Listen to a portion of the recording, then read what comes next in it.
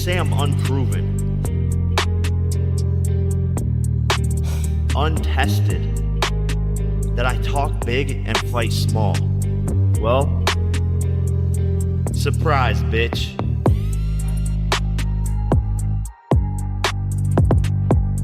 It's time for America to see what real power looks like. This is the fight that shuts everyone up. This is the fight that shuts man down. This is the moment. This is what you want in boxing. Incredible. What a shot. It is lights out. Nobody saw this collision course coming, but now that Jake Paul and Anthony Joshua are being talked about in the same breath, the prediction game has gone off the rails. You said boxing saved your life, you fell in love with it. Now, you're taking on a guy who has done the same thing with boxing for most of his life. He has loved it, he has invested in it, he has fought the greats, he's been in the biggest fights, he's been champion. I think a lot of us were very surprised that this would be happening. How do you feel just a few days out, and what went into the decision to fucking fight Anthony Joshua? Yeah, look, to me, I see a lot of paths to victory in his style, and styles make fights. We all know that. He's lost to guys who are shorter mostly and lighter mostly, and faster than him. I see holes in his game. I see punches that I can land that can hurt him. Now, he can definitely land punches on me, knock me out. He's more experienced, Olympic gold medalist, two-time heavyweight champion of the world. This is definitely insane. I have to fight a perfect fight to be able to beat this guy, but I think that I'm capable of that. And to me, at the end of the day, all of this is experience. All of this is fun. All of this is getting in there and continuing to improve my skills as I work toward a world championship in my own weight class. Boxing insiders are firing off takes faster than the story can keep up, some calling it a bizarre mismatch, others wondering if the chaos maker from YouTube has one more shock hiding up his sleeve. With opinions stretching from respectful caution to outright disbelief, the only thing the experts agree on is this: if these two end up trading punches, the fallout will be unforgettable. Before we look at all the reasons why Joshua should smash him, he's a pro fighter, two-time Olympian, two-time heavyweight champ, bigger, stronger, highest level of fighting at this weight class. I mean, he should destroy him like he destroyed Ngannou. And a lot of people will use that comparison. But styles make fights. And Jake Paul's not going to fight him the way Ngannou fought him. That's number one. And while we look at all the advantages that Joshua has, let's look at how I look at where maybe Paul has some advantages. He's younger. His feet are a little faster. I know he's not at that level of a fighter. I get it. But his feet are faster. Joshua's feet are not that fast, closing gaps, getting to somebody. To hit him, even if you're better than him, you still got to get to him to hit him. Also, Joshua, last time he fought was over a year. He hasn't fought. He was basically retired. Where's his mind at? He got knocked out terribly by Duras. Starting with Logan Paul, who didn't sugarcoat a thing when the matchup came up. He pointed out the sheer physical gap first. AJ towering at 6'6" and built like a sculpted tank. The kind of heavyweight who's flattened world champions and looks like he was engineered for combat. Jake's his guy, no question, but even he couldn't deny the reality. Joshua is a different breed, a flawless specimen in his eyes. And while Logan's loyal to his brother, he made it clear he respects exactly what kind of monster Jake would be stepping in front of. Dude, Anthony Joshua's 6'6". Okay. My brother's 6 foot. Anthony Joshua's like 250. Okay. Jake's like 215. Major. The experience difference, Anthony Joshua's a former heavyweight champion who's knocked out heavyweight champions. Has he ever tried like Ozempic or Manjaro? This is a guy who is already perfect. Okay. He's perfect. Okay. He's like, if you could sculpt like a perfect gladiator human being, it's Anthony Joshua. Wow. Yeah, and my brother shows So you're, whose team were you on? I'm on my brother's team, of course. Are you sure? Of positive. I'm just saying, He's setting. You He's just got setting the the hots table. for Anthony Joshua. A little bit. I'm just saying he's a stud. I'm not going to shy away from it. Yeah. I'm comfortable in my sexuality. Got a whole ass wife. Yeah. And then Alexander Usyk came in, giving zero room for debate. He said if Joshua ever unloaded on Jake, it wouldn't be a contest. Instead, it'd be a wipeout. To him, the gap is simple: an Olympic-level heavyweight machine versus a showman who crossed over into boxing. No malice, just honesty. Usyk even joked he'd be praying for Jake, mostly because he still wants his own crack at him someday. Yeah, you're correct. If Anthony Joshua won, Anthony killed this guy. Listen, a lot of questions, blah blah blah. Only one my answer. Anthony Joshua is Olympic champion. First. Jack Paul is sportsman, YouTuber, showman. Rolls Royce. Yeah. Listen, it's true. I'm not by any otherwise. Oh my god. I have nothing better in mind. Yeah. It's just true. It's business, more money.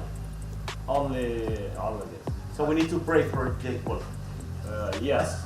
I will pray Jake Paul because I want to fight with Jake Paul in Octagon. On the other hand, Chael Sonnen backed Jake fully, but stayed honest about the reality. He said Jake has some paths to winning that don't involve getting his hand raised, but just lasting the distance would be a statement. But Chael also admitted that if he were Anthony Joshua, he wouldn't have taken this fight because it breaks his own rule: chase the biggest check with the least danger. And against a heavyweight like AJ, every punch in boxing's small toolbox, jabs, crosses, hooks, uppercuts, comes with real damage, which is exactly why Chael sees this matchup as so risky. I see it the same way. I respect the hell out of it. I am on Jake Paul's side.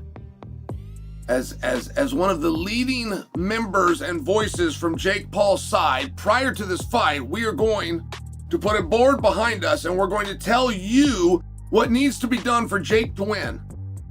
And I don't mean for Jake to get his hand raised. There's other things that Jake can do, and if he does them, Jake wins. Making the distance, by example, is a win for Jake. We're gonna break a few of these down. But if I was Anthony Joshua, I would not have taken this fight, and my number one rule is you get the biggest check with the easiest opponent. So I would be a hypocrite to my own rule. I would not go out under a skill set as brutal as left and right hands. Right? There's only 4 things you can do in boxing. You can jab him, you can cross him, you can hook him, and you can uppercut him.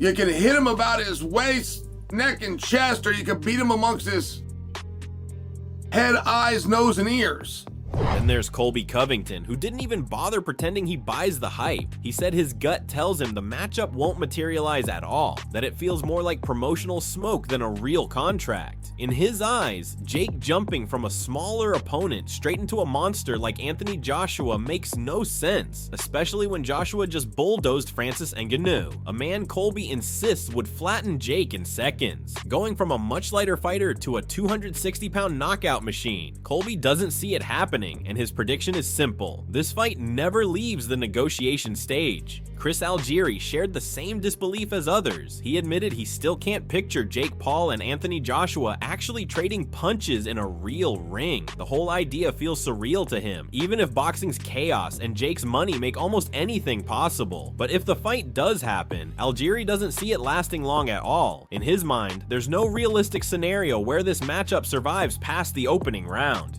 I mean, I still don't even know if it's going to happen. I know they're pushing it like it is, but everyone seems to be saying that. Yeah, I can't wrap my head around the fact that they're going to be in the ring together and actually putting on boxing gloves trying to hurt each other. It doesn't compute in my skull. But listen, if it happens, it happens. Boxing is the wild, wild west. Anything can happen, and especially with Jake Paul and his money and his ability to make things happen, it's very, very possible. But I don't. see how this fight ever makes it out of the first round. He continued, stressing that if the fight actually happens, Jake Paul won't last long against Anthony Joshua. Watching Joshua dismantle Francis Ngannou in his mind keeps him cautious. AJ's power, Olympic pedigree, and experience make him a real threat. Still, he noted Joshua's surprisingly jovial demeanor at the press events, which left him wondering if the champ sees this as an easy payday or just doesn't take it too seriously. Add in a short turnaround and a recent elbow injury, and the matchup suddenly feels unpredictable, but one thing's clear: Jake Paul isn't naive, and this fight, if it happens, will be worth watching closely. Wow. Yeah, I mean, again, if that goes down, I don't see how Jake Paul makes it very long. I mean, we're talking about Anthony Joshua. I keep seeing Francis Ngannou getting decapitated over and over and over again in my head when you talk about him fighting. The guy is still super dangerous. He, punches like a mule kick, and he's an Olympic gold medalist. Tons of experience. So, from what I've seen at the press conferences, Joshua is very jovial, which kind of throws me off about what this actually is. Is he just happy because he's making a lot of money? Is he just happy because he thinks this is a very easy fight? I would rather see a guy more stern, especially with a fight right around the corner. It's a very short turnaround for the fight. So maybe Jake Paul's crazy like a fox. Maybe he's got a guy who thinks that this is going to be really, really easy. I do know that Anthony Joshua's coming off an elbow injury. I don't know. So Jake Paul's not dumb. So I'm curious to see, first of all, if this happens.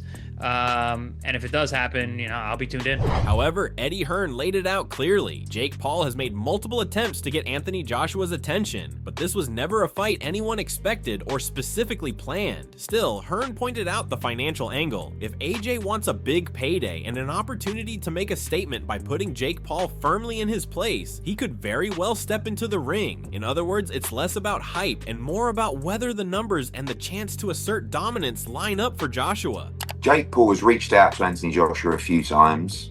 I've spoken to Nikisa, Jake's manager.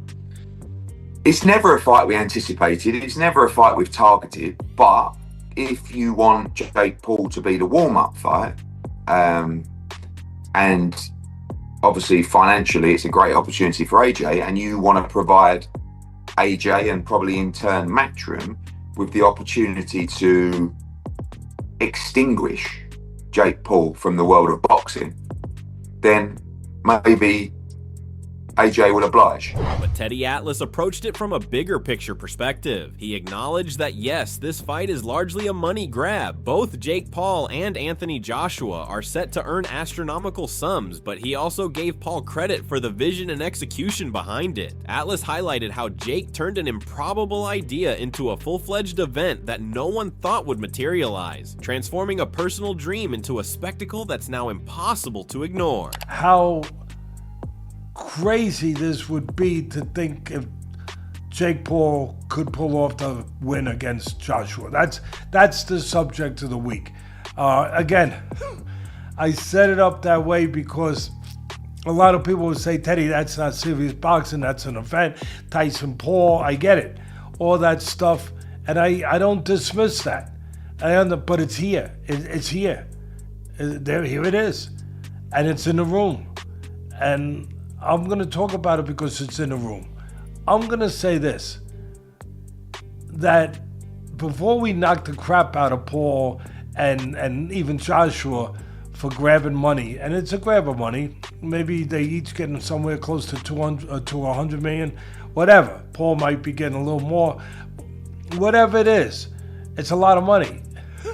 So money's behind it, and you'd be fair to say it's a money grab. But give Paul credit. They both have more money than you probably need in a lifetime, maybe 2 lifetimes. Give credit to Paul for creating this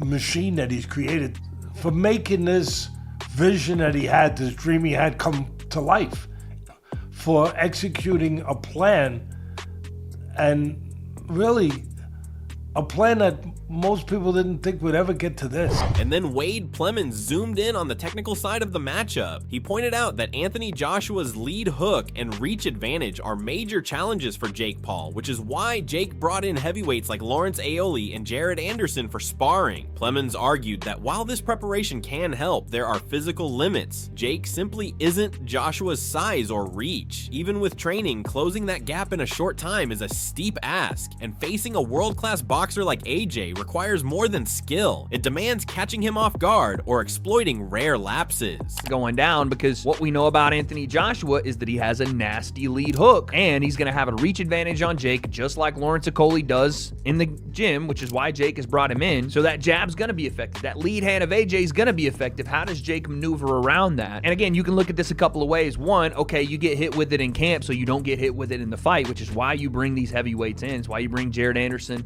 Lawrence Okoli, Frank Sanchez in. Or two, there's a massive flaw in what Jake's doing, that he's continually getting hit with this, and the indication that he's getting hit by Okoli means he's going to get hit the same way with Anthony Joshua. I tend to believe a little bit of both, right? You do this so that it doesn't happen, but also how much can Jake really learn and to avoid something that's coming out with the jab or with the lead hook, or just again the distance control and the range of a guy like Okoli and a guy like AJ that Jake just can't make up for. Physically, he's not the size of those guys. He's not 6'6". He doesn't have a 80-plus inch reach, right? It's just not who he is. It's not physically possible for him. So can you work on things to not get hit with that jab? Sure, but how much will it convert in the short amount of time he has to get ready for AJ, and the transition from Gervonta Davis to AJ, and the fact that Jake is just not as good as a world championship level boxer, which is kind of what you need to beat AJ, or you need to catch him while AJ lets his guard down to try to attack. Voices outside of the MMA world are also weighing in, and Dwight Howard looked at it through a fan's lens. He admitted he leans toward Anthony Joshua in a real boxing scenario, but he has a lot of respect for Jake Paul's work ethic and the legitimacy he's brought to his fights. Howard wants this matchup to be genuine, with no gimmicks, no shortcuts, and hopes the winner is decided purely inside the ring, with both fighters giving their absolute best. Building on that, Joey Chestnut brought up the unpredictable side of the matchup. He admitted he's been impressed by Jake Paul and warned not to underestimate him, even against a former heavyweight champion like Anthony Joshua. Chestnut noted Joshua's recent struggles with knockdowns, suggesting that one clean shot from Jake could change everything. In his eyes, a knockout isn't out of the question. After all, stranger things have happened in boxing. On the flip side, Jose Canseco was brutally skeptical. He pointed out that Jake Paul isn't a professional fighter and has never faced anyone close to Joshua's size, 6 feet 5 inches and 250 pounds of seasoned heavyweight power. In his view, unless the fight comes with heavy restrictions, Joshua would dominate, making a knockout from Jake virtually impossible. Canseco went further, suggesting that any decision in Jake's favor would likely be influenced behind the scenes, more about money and promotion than what actually happens in the ring. So what do you think? Can Jake Paul shock the world, or will Anthony Joshua's size, skill, and experience be too much to handle? We want to hear your thoughts, predictions, and hot takes, so drop them in the comments below, and make sure to subscribe so you don't miss any updates, fight breakdowns, or behind the scenes insights leading up to this highly anticipated clash.